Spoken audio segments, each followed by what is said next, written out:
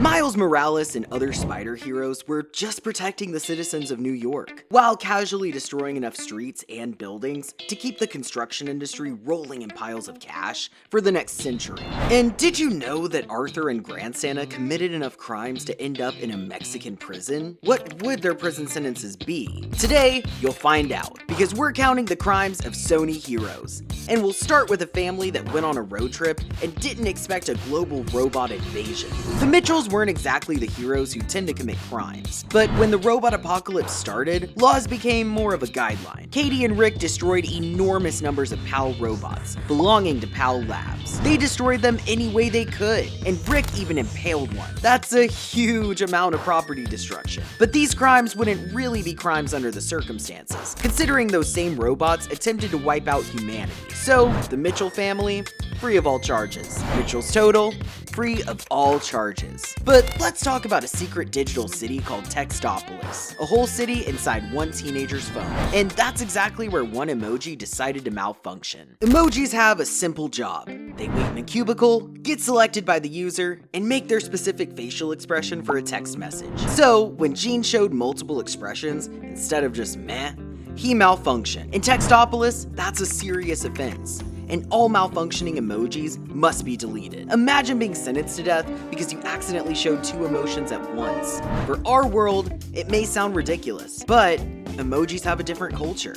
After being labeled a malfunction by Smiler, the smiley emoji, Gene escaped. That made him a fugitive, hiding from justice. And he ran away from bots, which are equal to the police in their world. So that's evading arrest, or in his case, evading deletion. Final punishment for these crimes? Well, hard to impose a sentence on an emoji, but in Gene's world, the sentence would be deletion, so we'll go with that. Gene final sentence, deletion. Now, let's go to Pingu Island where Cody Maverick committed a few misdemeanors. Cody Maverick was a good penguin, apparently. Not the criminal type, but even the cleanest record has a stain somewhere. Cody liked the danger and the adrenaline. Nothing illegal about that, right? Well, no.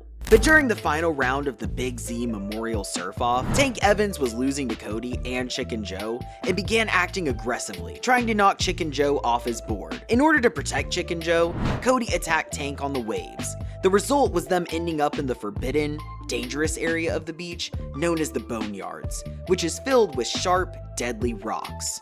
So we can count this as reckless endangerment, but under these circumstances, it's a misdemeanor, so we'll count it as a $1,000 fine. Cody running count, $1,000 fine. And Cody committed one more petty offense. After an argument with Big Z, he was very upset and couldn't believe that his friend had given up, so he threw his Big Z necklace far away in the ocean. And that's littering. The appropriate fine for it would be $50. Cody total, $1,050 fine. So Cody got off easy without any prison time. But let's go to Cuba where a kinkajou named Vivo travels from the plazas of Havana to the Florida Everglades. But he doesn't travel legally. Vivo sneaks into the luggage and ends up being smuggled from Cuba to the United States. That is unlawful transport of an animal across international borders without permits. That violates wildlife importation laws and quarantine regulations. The punishment? Fines for Gabby's mother, since Gabby isn't an adult, and possible confiscation of Vivo, because they were the ones who smuggled a kinkajou across the border. But if Vivo was charged for this himself, it would be unauthorized entry for which he would receive a 6-month prison sentence. Vivo running count, 6 months. Once in Florida, Vivo goes into the wild and enters the Florida Everglades, a protected ecosystem. That alone isn't crime, but during his journey, Vivo interferes with native wildlife, including provoking a group of birds, annoying one Burmese python who just wanted some peace and quiet, and causing disruption in the habitat. This can be classified as interference with protected wildlife. In this case, it's a misdemeanor, so we'll count it as a $500 fine. Vivo running count, 6 months plus $500. Later, Vivo and Gabby go to Miami, and they cause chaos, running through public spaces and interrupting a live event. That's disorderly conduct, and that's another $500 fine. Vivo total, 6 months in prison plus $1,000 fine. Moving on to Shanghai, where a young college student found a magical teapot, and in it, a wish dragon. Din was just trying to reconnect with his childhood friend. Not exactly a crime, but people change when they can do anything they want. Once he summoned Long, the wish-granting dragon, Din went slightly crazy with power. With Long's help, Din magically transformed his appearance into a wealthy, high-status version of himself. And he used that identity to impress Lena and her father. But it doesn't count as fraud, because Din wasn't aiming for monetary benefit. He just wanted to impress a girl. Din and Long weren't exactly crime-committing types, but still, let's not forget the mayhem they caused. Throughout their journey, Din and Long caused incidents, damage to public and private property, and leave a disaster behind them. Sure, they were running from dangerous criminals, but it counts. High-speed chases, falling objects, and magical interference in crowded areas put countless civilians at risk. So that's destruction of property and public endangerment. We'll count that as 1 year in prison for both of them. Din total, 1 year in prison. Long total, 1 year in prison. Now, let's travel from China to the North Pole, where Santa's secret and modern operation failed to deliver the present to one child in England. In order to deliver the missing present, Arthur and Grand Santa borrow Evie, Grand Santa's old-fashioned wooden sleigh. Now, that's not exactly theft since the sleigh belongs to Grand Santa, but it's an unauthorized use of an aircraft because they took it without Santa's approval. But still, not really a crime. On their way to England, they fly through modern airspace without clearance. So basically, they violate the airspace of sovereign nations, setting off radar systems. That's airspace infringement, and that can result in a 1-year prison sentence in most countries whose space they invaded, but only in case they did no harm. And oh boy, did they do a lot of harm later. But let's count it as 1 year in prison for now, for both Arthur and Grand Santa. And since they aren't registered aircrafts, what are they? A UFO. Arthur and Grand Santa running count, 1 year in prison. And that triggers something very dangerous: mass panic. Because when an unidentified aircraft enters airspace at enormous speed, it can trigger military response protocols, interceptions, and similar defense measures. So that's public endangerment and causing mass panic. Under the circumstances, the global panic they caused would be enough for 8 years in prison, plus another 5 for public endangerment. Arthur and Grand Santa running count, 1 + 8 + 5. And they aren't just invading airspace. Arthur crosses international borders without documentation or authorization. That's illegal entry into multiple countries. And if they were charged for those unauthorized entries, they would get entry bans from multiple countries and would be deported. Arthur and Grand Santa running count, 1 + 8 + 5 plus deportation and entry ban in multiple countries. And if illegal entry into multiple countries wasn't enough, invading people's houses in Mexico and other locations sealed the deal. Punishment for trespassing in Mexico ranges from 1 to 6 years. Let's count it as 1 year. And Arthur and Grand Santa would hardly survive even 1 year in Mexican prison, unless they gave the prisoners some presents. Because if there's one thing Mexican criminals are known for, it is the fact that they immediately leave you alone if you give them presents. Arthur and Grand Santa running count, 1 + 8 + 5 plus deportation and entry ban in multiple countries, plus 1 year in Mexican prison. Later, they commit another trespassing crime, intrusion into Gwen's house. And don't tell me that's what Santa's supposed to do. Would you like strangers sneaking around your house?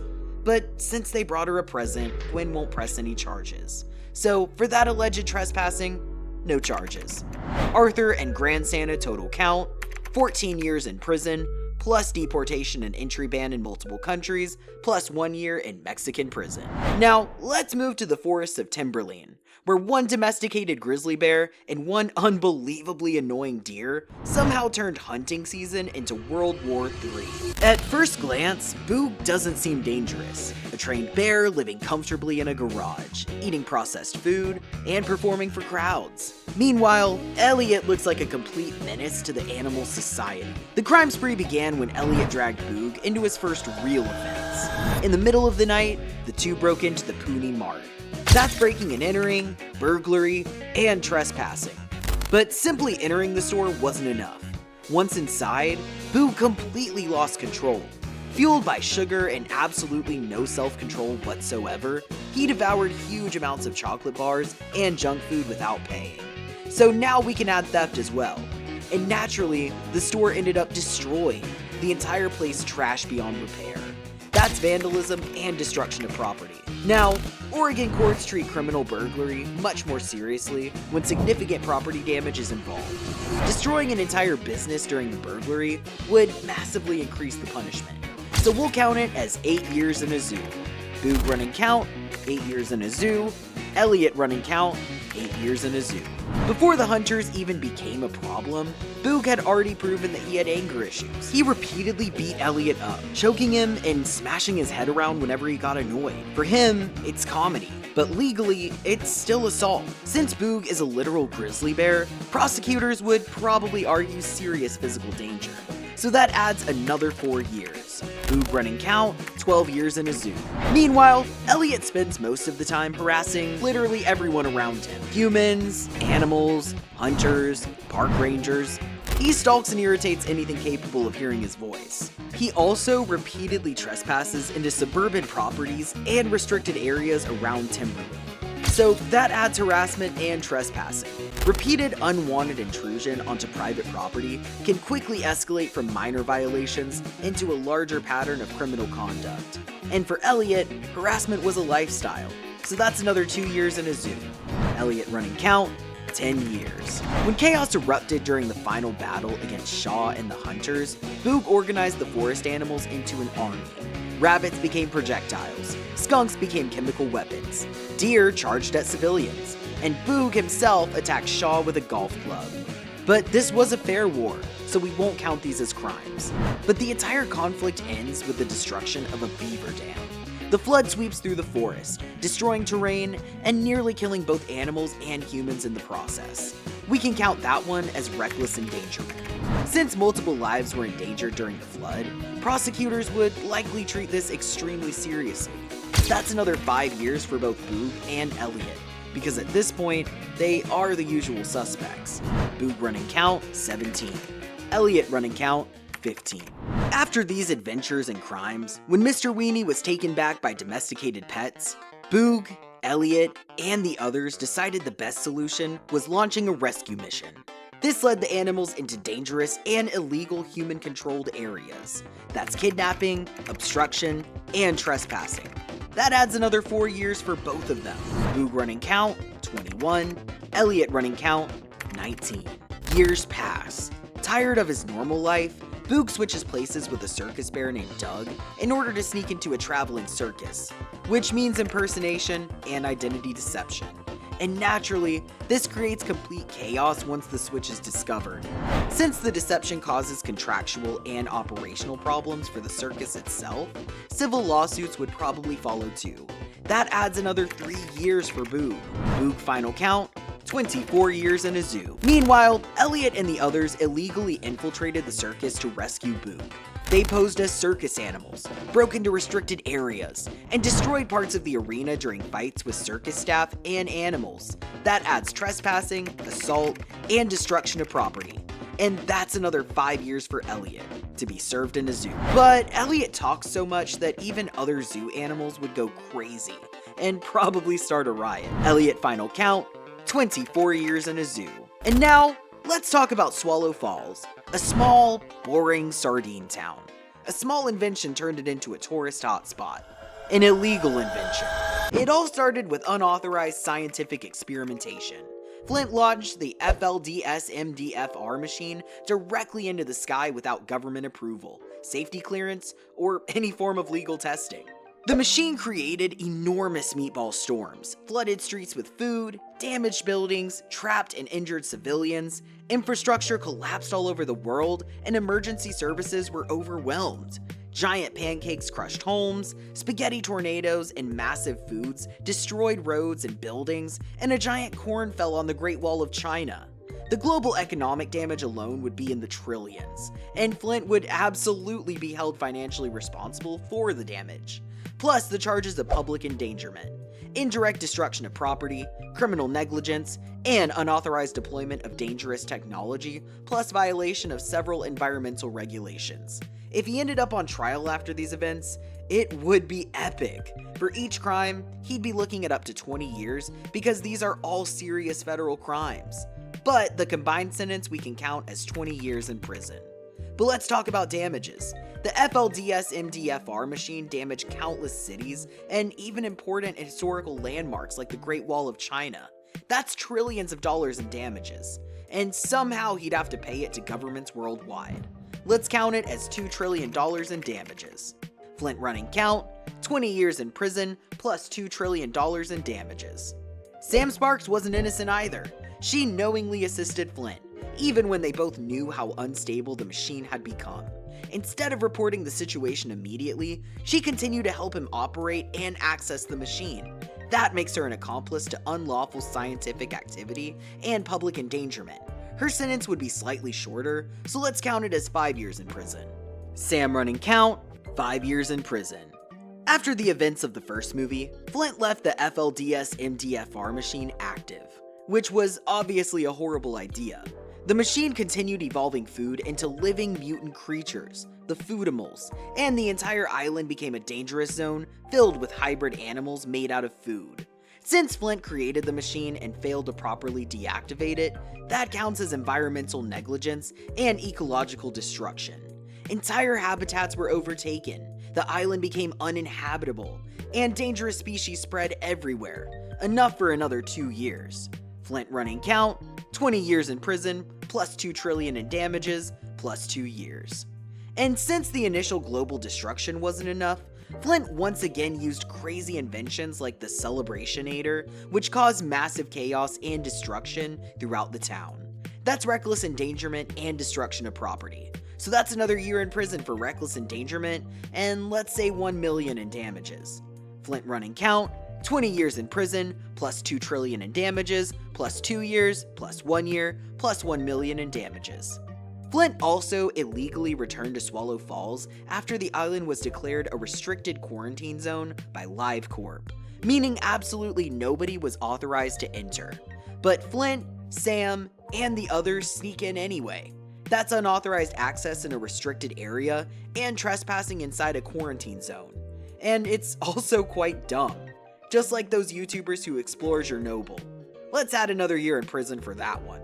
Flint running count, 20 years in prison, plus $2 trillion in damages, plus 2 years, plus 1 year, plus $1 million in damages, plus 1 year.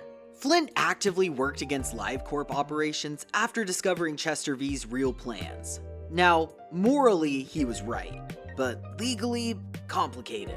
By interfering with company operations, sabotaging Chester's plan, and refusing direct orders, Flint technically committed obstruction and corporate sabotage, and that's enough for another year in prison. Flint total, 25 years in prison, plus $1 million in damages. Meanwhile, Sam assists Flint in going against Chester V's orders to stop the machine. She helped stop the transformation of Foodimals into food, so that's aiding and abetting a criminal, and that's enough for another year in prison. Sam total, 6 years in prison. Next stop, modern-day Romania. Deep in the forests of Transylvania, a giant hotel was built specifically for monsters to escape humanity. And the owner of that hotel is a vampire, which means crimes are absolutely guaranteed. For centuries, Dracula hid from humans after the death of his wife, Martha. Eventually, he built Hotel Transylvania, a secret resort exclusively for monsters where humans were completely forbidden. So, when a human named Jonathan accidentally stumbled into the hotel, Dracula hid him inside to prevent the other monsters from discovering a human had entered the building. In this world, that's a huge crime, providing refuge to an enemy of their kind. But in a human court, that would be a heroic deed. Instead of contacting authorities or simply escorting Johnny home like a normal immortal vampire, Dracula disguises Johnny as a monster and allows him to participate in hotel activities under a false identity. That's identity fraud and coercion, and under Romanian law, that would bring 6 years of prison for Dracula. Dracula running count, 6 years in prison.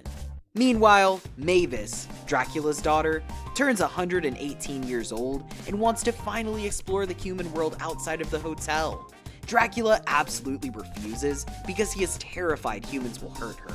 So instead of telling the truth, Dracula stages an entire fake human attack on the village near the hotel, using zombie actors disguised as angry torch-carrying humans. That's intentional psychological deception. Enough for another year in prison.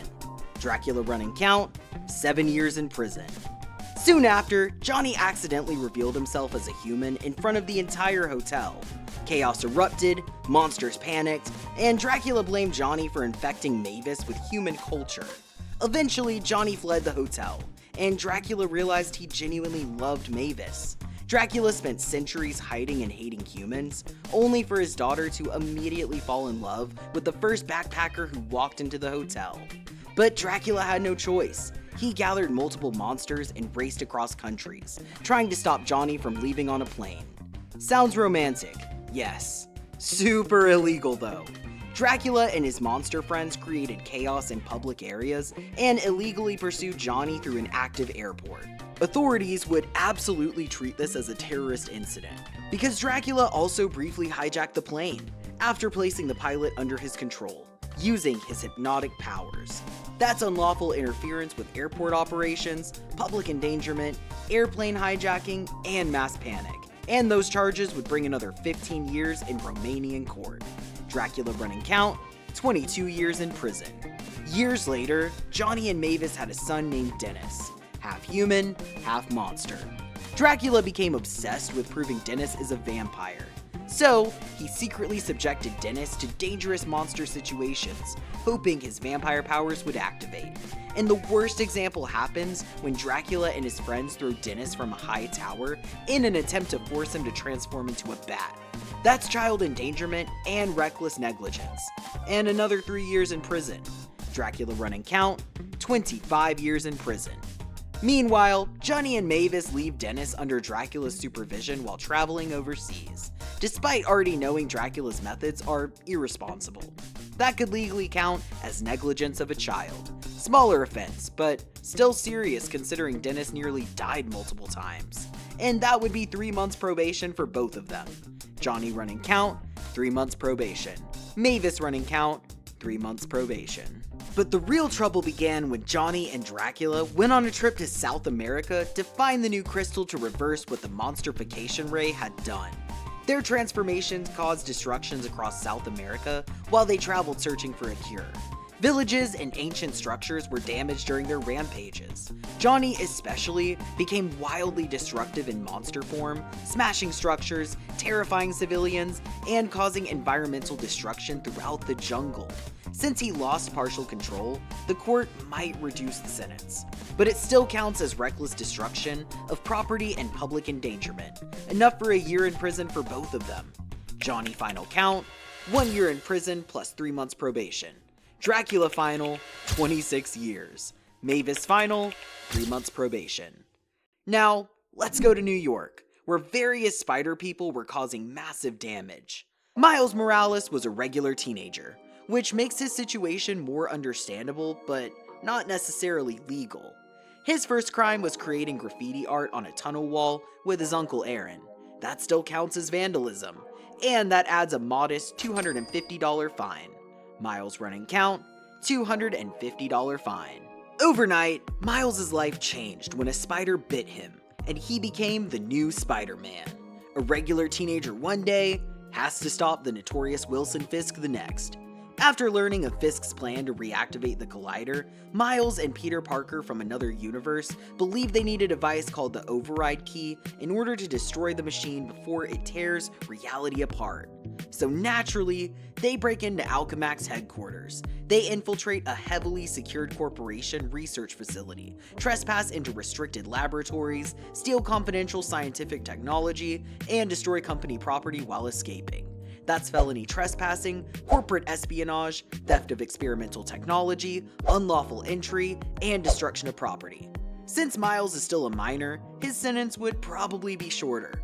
Alternate dimension Peter Parker, on the other hand, is a grown man dragging a teenager into a life of crime. So he gets the harsher punishment. For Miles, we can count 3 years in juvenile detention. Peter Parker could realistically face around 12 years in prison. Miles running count, $250 fine, plus 3 years of juvenile detention. Peter B. Parker running count, 12 years in prison. After breaking into Alchemax, Miles stole the override key, the Goober. Charges? Grand larceny. Since the device is essentially priceless multiversal tech, prosecutors would probably value it in the millions. In New York, stealing property worth over $1 million becomes grand larceny in the first degree, which carries up to 25 years in prison for adults. Miles, being a minor, saves him again. But legally, this is still one of the most serious theft charges imaginable. So that's grand larceny and minimum another 3 years of juvenile for Miles. And at this point, when he turns 21, he will be transferred to an adult prison. Miles' running count, $250 fine, plus 3 years of juvenile detention, plus 3 years of juvenile detention. And while they escape through the woods, Gwen Stacy appears, a teenage vigilante from another dimension, better known as Spider-Woman. Gwen spent a lot of time fighting criminals illegally while hiding her identity from the police in her universe, including her own father, who was the police captain. That means repeated obstruction of investigations and destruction of public property during fights. After arriving in Miles' universe, Gwen secretly enrolls herself into Vision's Academy using a fake identity in order to monitor Miles. That adds fraud, impersonation, and fraudulent enrollment into an educational institution. But since she's also a teenager, she would avoid serious consequences, but would probably receive 2 months in juvie. Gwen running count, 2 months in juvenile detention. Miles, Peter, and Gwen repeatedly have public battles with supervillains across the city. Cars are thrown, buildings damaged, civilians endangered, and traffic disrupted. Sure, they're saving people, but legally speaking, vigilantism is still illegal, especially when you constantly throw someone through a wall. Miles and Gwen would likely receive another 4 years and would serve those in real prison when they turn 21. Peter, being an adult repeat offender, would probably receive another 10 years in prison. Miles running count, $250 fine, plus 3 years juvenile detention, plus 3 years juvenile, plus 4 years prison. Gwen running count, 2 months juvenile detention, plus 4 years prison. Peter Parker running count, 22 years in prison. A year later, Miles continues operating as Spider-Man in New York. He causes destruction everywhere. High-speed chases through crowded streets, collapsing bridges, smashed vehicles, and damaged infrastructure. Constant destruction tied to mass activity could also lead to civil lawsuits from the city itself for infrastructure damage. That adds another 3 years for Miles. Miles running count, $250 fine, plus 3 years juvenile detention, plus 3 years juvenile, plus 4 years prison, plus 3 years in prison. Meanwhile, Gwen's father discovers she's Spider-Woman. Gwen flees from the police while actively resisting arrest, so that adds evading law enforcement to her list of crimes. Since she actively escapes police while using Spider-Woman abilities, prosecutors would probably treat it more seriously than an average foot chase. And that's another 2 years in prison. Gwen total count, 2 months juvenile detention, plus 6 years in prison. Then Gwen introduced Miles to the Spider Society, a gigantic secret organization of spider people operating across dimensions under the leadership of Miguel O'Hara. It is basically a multiversal vigilante organization with zero legal oversight, like the Avengers, if literally nobody on Earth cared about them. The Spider Society monitors universes, arrests anomalies, watches countless dimensions through surveillance systems, and operates prison facilities for multiversal criminals. Which means the organization itself probably violates every constitutional law imaginable. After arriving in Nueva York, Miles discovers that the Spider Society plans to allow certain people to die in order to preserve canon events. Miles refuses to be a part of this. Unfortunately for him, resisting extra-dimensional authorities is still resisting arrest, and the chase that follows becomes a disaster. Hundreds of spider people pursue Miles through Nueva York while he crashes through public transportation systems, damages futuristic infrastructure, destroys rail systems, interrupts traffic, and endangers civilians throughout the city. That's resisting arrest, destruction of public infrastructure, and reckless endangerment. Since this happens across another dimension using advanced technology, prosecutors would probably stack even more charges. Let's count it as another 5 years in prison. Miles running count, $250 fine, plus 3 years juvenile detention, plus 3 years juvenile, plus 4 years prison, plus 3 years in prison, plus 5 years in prison. And then, Miles committed the ultimate crime: unauthorized interdimensional travel. Using stolen Spider Society technology, Miles escapes into another universe entirely, without permission or supervision. And because the multiverse is incredibly unstable, unauthorized travel risks damaging entire realities. If governments somehow manage to create laws for multiversal travel, Miles would absolutely face charges related to unauthorized use of dangerous, experimental technology and illegal dimensional entry. Let's count it as another 10 years. So, for a teenager, he's done pretty well. Miles' final count, $250 fine, plus 6 years of juvenile detention, plus 12 years of prison. Now, let's sail back to the 1800s, where one pirate crew somehow managed to commit crimes against both the British Crown and British scientists. The pirate captain wanted one thing in life, to finally win the Pirate of the Year award. Unfortunately, his methods were extremely illegal. First of all, well, piracy. Robbing ships at sea, stealing cargo, threatening civilians, and attacking vessels. In that age, piracy was one of the most serious international crimes possible. But back then, they weren't hanging pirates so easily just for being pirates, not like in the good old days. During the Victorian era, if a pirate wasn't guilty of murder, but was charged for piracy and all that comes with it, that would be enough for 20 years in prison, plus hard labor. Sentence to be served in Australia, since the most violent prisoners of the area were often sent there. Pirate captain running count, 20 years of prison and hard labor. Things became strange when the pirate captain kidnapped Charles Darwin while searching for treasure to win the Pirate of the Year competition. Darwin soon realized that Captain's parrot, Polly, is actually the last living dodo bird. Pirates kidnapping a scientist? Not a common thing. For the kidnapping and imprisonment of the noted VIP scientist, that's another 10 years in prison with hard labor. Pirate captain running count, 30 years of prison and hard labor in Australia. And the final charge, attack on Queen Victoria herself. Yes, it was self-defense, but who says it was? One stinky, irrelevant pirate and his crew? Well, the royal court at that time would certainly trust the queen, and not some outdated pirate. During the 1830s, if he was charged with the attack on the Queen, that would be a death sentence. But Queen Victoria was known for commuting the sentences of her attempted assassins and attackers. So that's another 20 years of hard labor in Australia. The pirate captain total, 60 years of prison and hard labor in Australia. So that was it. What were they really? Heroes or criminals? It depends on which way you look at it. For the dodo, pirate captain was the hero. For the Queen, he was a free laborer. And for his crew, the best captain they ever had. If you liked this video, check out this one. If all kung fu villains were charged for their crimes.